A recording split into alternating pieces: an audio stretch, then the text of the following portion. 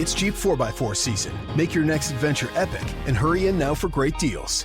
And now while qualified lessees get an ultra-low mileage lease on the 2023 Jeep Wrangler Willys 4xE for $359 a month for 36 months with $3,279 due at signing. Tax, title, license extra. No security deposit required. Call 1-888-925-JEEP for details. Requires dealer contribution at least through Stellantis Financial. Extra charge for miles over 22,500. Not all customers will qualify. Residency restrictions apply. Take delivery by 7/5/23. Jeep is a registered trademark.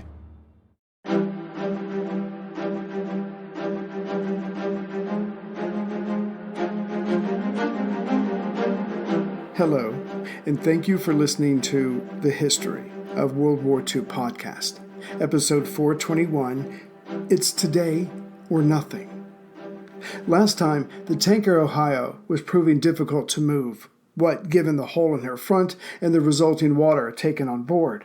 But at 4:20 a.m., August 14th, they would try again. Quote, "The WWII again took the hull in tow using a 10-inch manila found aboard Ohio, which she secured to her sweep winch and led one part to a wire from Ohio's forecastle and the other to Penn's cable, Penn still being alongside WWII," unquote.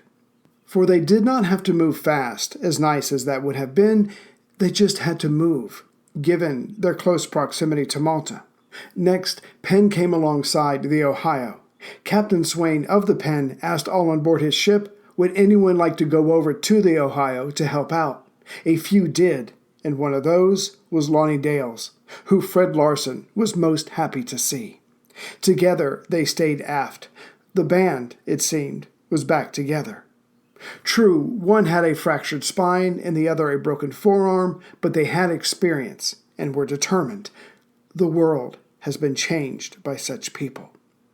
With Lonnie Dales, also now on the Ohio, were 2 Royal Marines, an ordinary seaman, a British Army sergeant with some of his men, and a U.S. Navy gun crew, though they were the burn victims from the Santa Elisa and were limited in their strength and range of mobility. Still, Larson sent them all up front to switch out the barrels of the Oerlikons. The old ones would never do for what they were about to face. As the volunteers readied the guns for the enemy planes that the sun would surely bring, the junior engineer on the Santa Elisa, Peter Forcancer, found out that the Penn's submarine sound detection was malfunctioning. So much for focusing just on the threat from above. Soon, 5 guns of the Ohio were back in operation, 4 Oerlikons and 1 Bofors. The minesweeper WWII pulled the Ohio for a whole 45 minutes before the 10-inch manila hawser broke. It was 5:03 a.m. The men on Ohio were brought back to the Penn just in case the non-moving tanker was attacked by a sub. As frustrated as he was, Larson saw the sense in this and got some sleep. The other men wisely followed suit. As Larson and company were heading back to the Penn, Churchill was heading back to Stalin's office for his second talk in as many days. But as the first meeting had been courteous, professional even, this one belonged to the school playground, where only the bullies knew the rules. Churchill had to take 2 hours of Stalin trashing the fighting quality and spirit of his allies in the West. Churchill wrote, "I repulsed all his contentions squarely, but without taunts of any kind," which was true enough. But the Prime Minister was at his breaking point.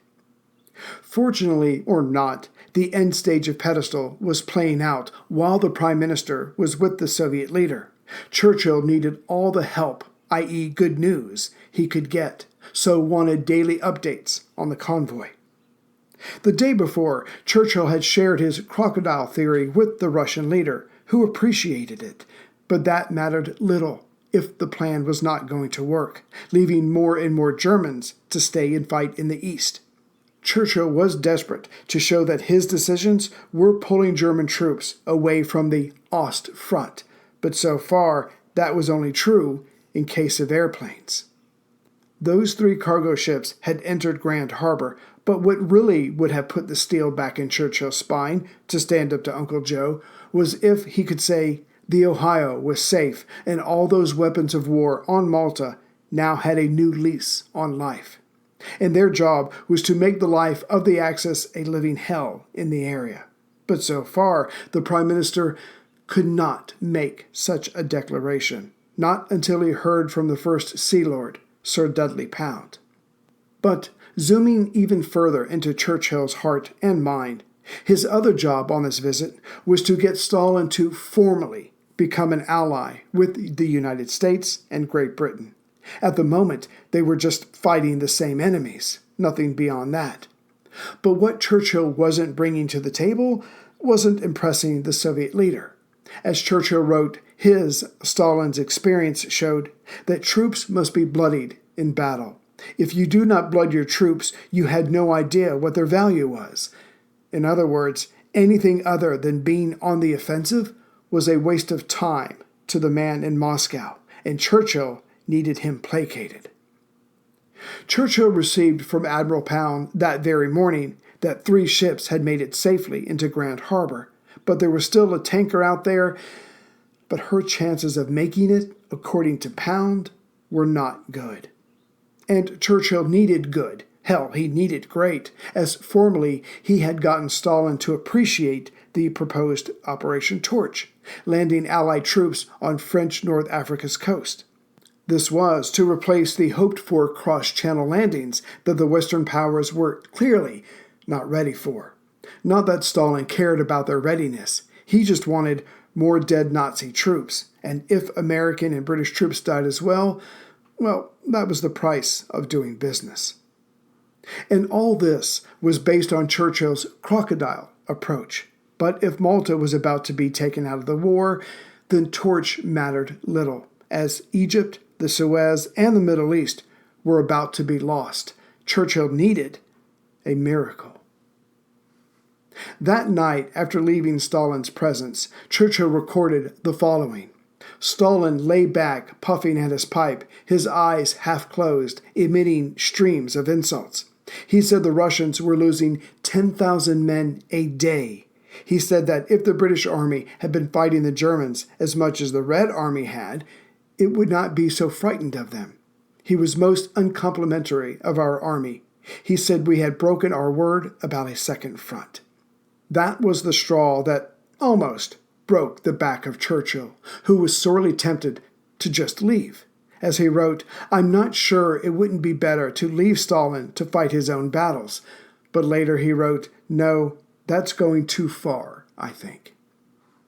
Back to the Mediterranean, early that morning, after Roger Hill and his destroyer Ledbury had left the Gulf of Hammamet and caught up with the Ohio, all was quiet there as the tanker's crew was gone, along with the Penn and Brahman.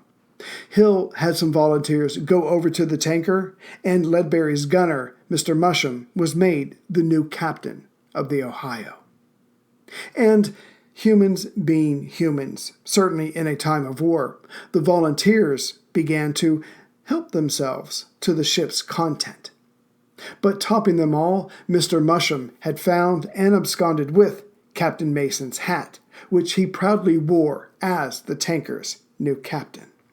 Meanwhile, a few miles away, the Penn was saying goodbye to a gunner from the Ohio, Mr. Peter Brown.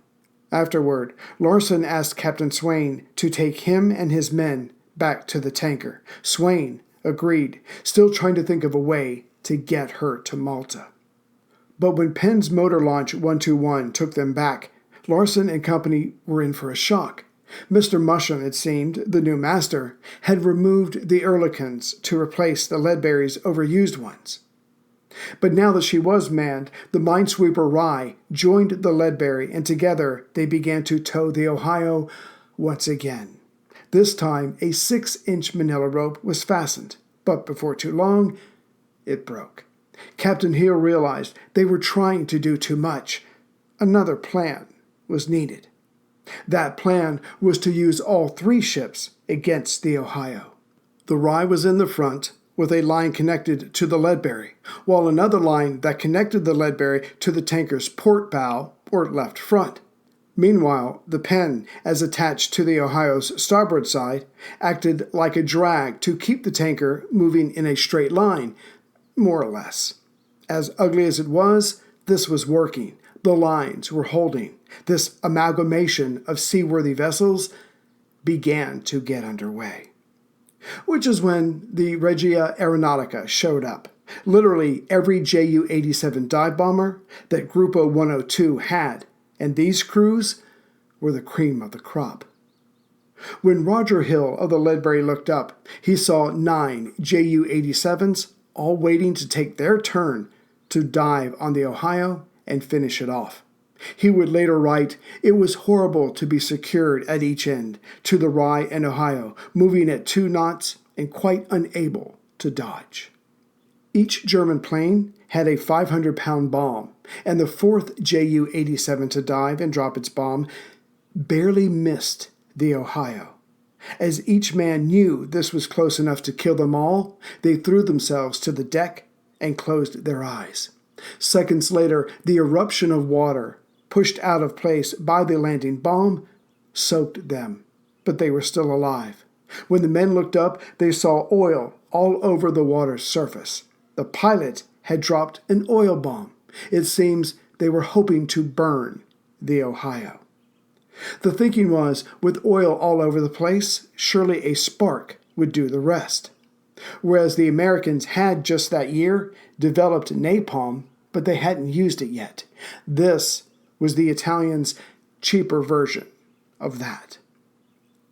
As the attacking planes were coming from the rear, Larsen and Dales got a very good look at them. Then again, if any bomb struck true, they would be the first to die. Larsen described the scene.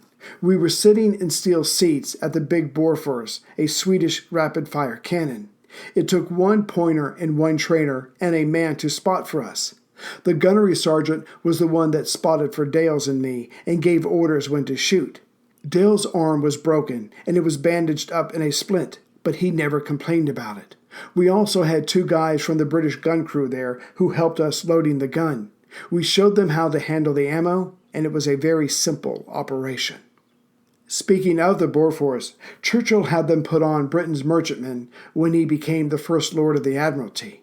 The Bofors, a well-crafted piece of Swedish engineering, weighed just over 2 tons, almost as much as a Spitfire. Her barrel alone was 900 pounds and 10 feet long. As such, she had to be elevated and rotated by 2 men who were belted into seats on both sides of the base. This left Larsen, the pointer, to elevate and fire the gun, while Dales, the trainer, traversed it, each with a crank.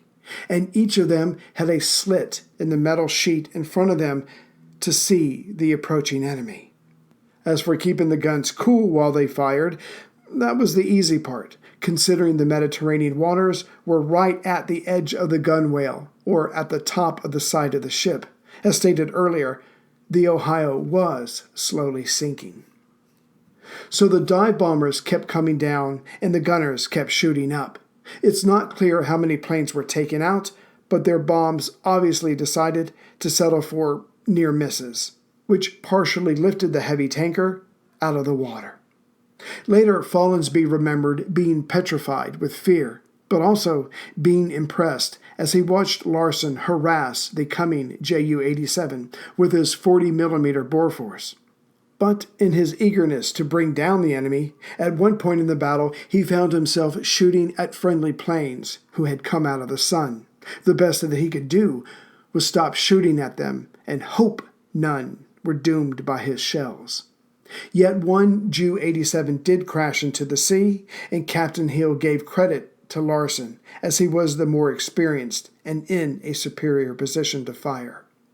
Finally, the attack was over, and in the confusion, the 4 ships of this convoy were side by side. As Hill puts it, the Ohio with Penn alongside, heading more or less for Malta, then the Ledbury alongside Penn, heading the opposite direction, and Rye alongside Ledbury, also heading the wrong way. The chaos of wires, ropes, and cables hanging down into the sea had to be believed, which is when, of course, the next air attack came. As the planes above were bombing the ships below, and those below were firing everything they had at those above, and all the movement that generated, the tow line connecting the Rye and the Ohio snapped. Fortunately, the Brahmin came along the port side, the Penn was already on the starboard side, and together they kept the Ohio going at her current 2 knots. But then her tear in the stern caused her to veer off course. But the Leadberry, going old school, simply put her bows against the tanker and pushed her back on course. Occasionally, when the fighting was at its most intense, the Penn would remove herself to gain distance and engage the bombers and fighters, hopefully before they had a chance to zero in on the Ohio.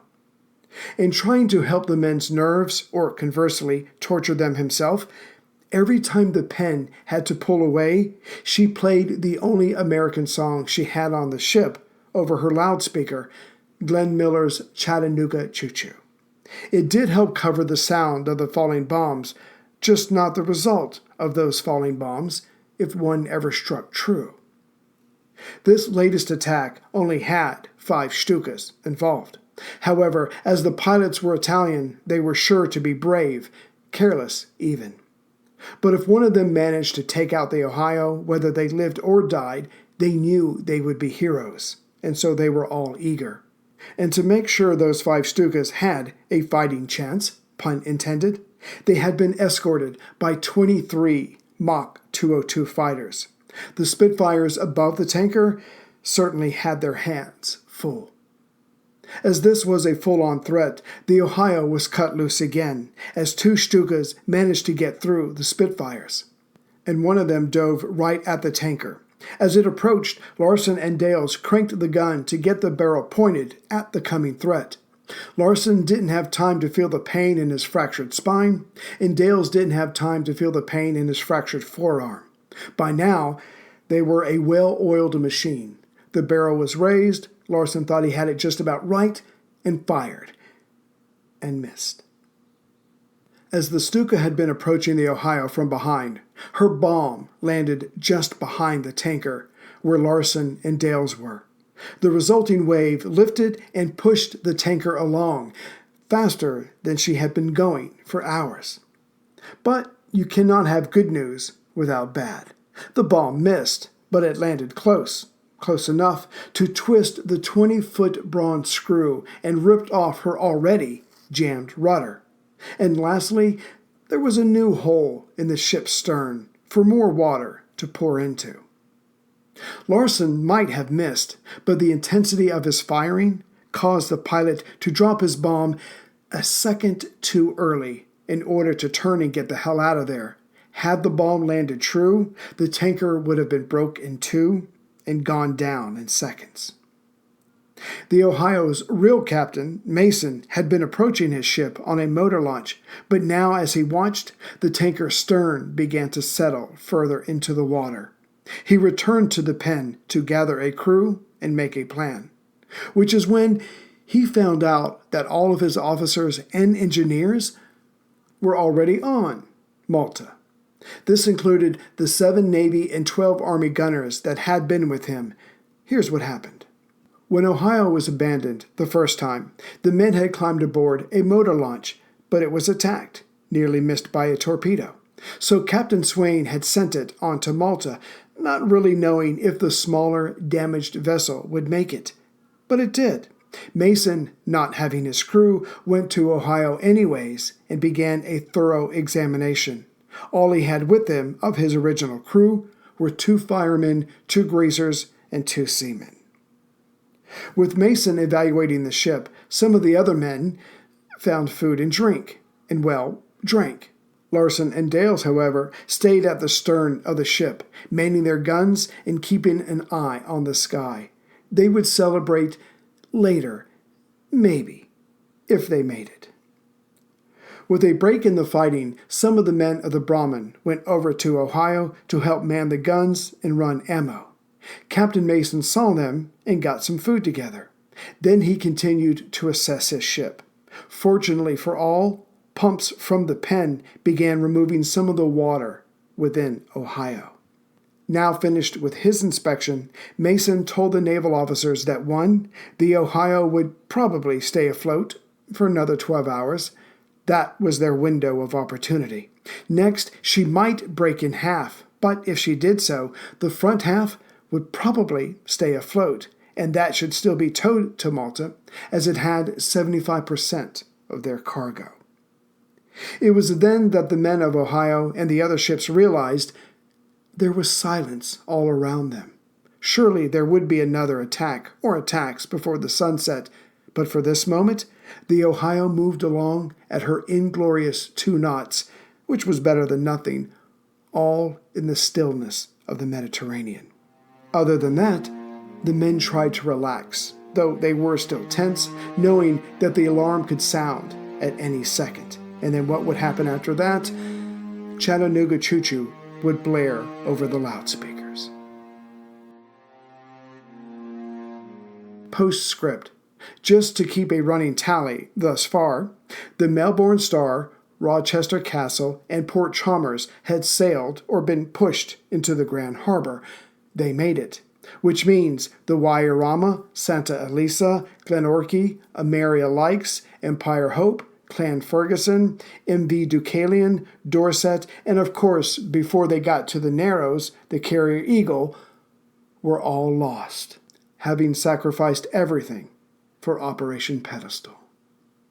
Greetings, everyone, from Central Virginia. So just to let you know, I'm going to say hi to members and those who have donated, but after that, I'm going to play a short version of Chattanooga Choo-Choo. So I hope you enjoy it. As far as the latest members, let's see here, Anthony Oram from Chippenham, UK, James Hall from Livermore, California. Thank you very much, gentlemen, for becoming members and supporting the show.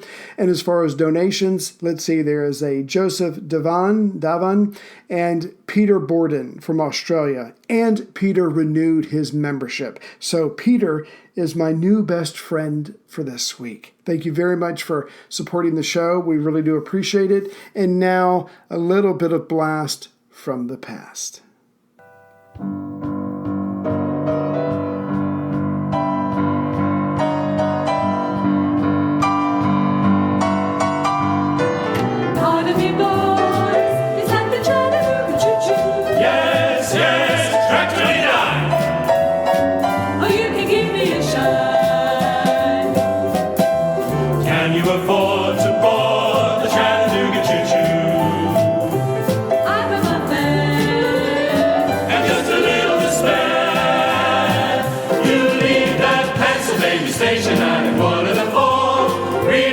And then you're in Baltimore. Dinner in the diner, nothing could be finer than to have your ham in East Carolina. When you hear the whistle blowing into the bar, then you know the Tennessee is not very far. Shovel all the coal in, gotta keep it rolling. Woo woo, Chattanooga, there you are. There's gonna be a certain party at the station, Saturday late. I used to know Funny Face. She's gonna cry until I tell her that I never wrote. So Chattanooga choo-choo, won't you choo-choo me home? Chattanooga, Chattanooga, Chattanooga, Chattanooga, Chattanooga, Chattanooga, won't you choo-choo me home? Chattanooga. Whether you're training for a big game or match, or you're just focused on your physical health and mental well-being, Core Hydration provides minerals and electrolytes with a clean, crisp taste.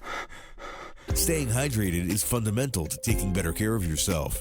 From athletes to those with an active lifestyle, Core Hydration is also pH balanced and comes in a unique, environmentally friendly bottle, so you can take care of yourself and the world around you. Core Hydration, water that can do more.